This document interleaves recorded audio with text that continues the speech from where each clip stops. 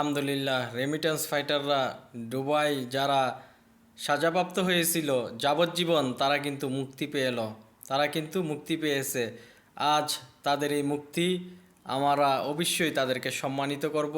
তারা যেভাবে এই বাংলাদেশের ছাত্রদের পাশে তারা এগিয়ে আসছিল এবং তারা সকল কিছু জানে দুবাইয়ের আইন আদালতের সম্পর্কে, জেনেও এই ছাত্রদেরকে সহযোগিতা করার জন্য তারা আন্দোলন করেছে।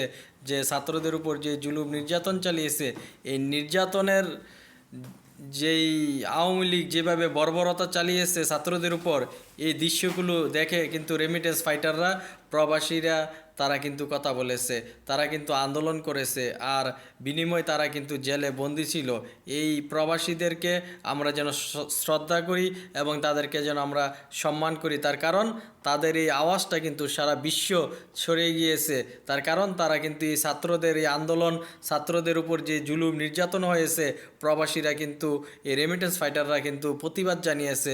এই প্রতিবাদ জানানোর কারণে কিন্তু এই দুবাই তাদেরকে সাজা দিয়েছিল যাবজ্জীবন। ডক্টর ইউনূস সাহেব যদি এই ক্ষমতায় না আসতো, আর খুনি হাসিনা যদি সরকার থাকতো, তাহলে কিন্তু তারা মুক্তি কখনো পেত না। অতএব এই প্রবাসী ভাইদেরকে আমরা সবাই সম্মানিত করব এবং তাদের পরিবারকে সহযোগিতা করব, তার কারণ তারা কিন্তু বাংলাদেশের জন্য বিরাট একটা অবদান রেখেছে। তারা সকল জুলুম নির্যাতনের পরেও এই আন্দোলন করেছে। এই আন্দোলনে তারা জানতো তাদের ভয়াবহ শাস্তি হবে, তারপরও দেশের এই মানুষের পক্ষে এই রেমিটেন্স ফাইটাররা কিন্তু কথা বলেছে।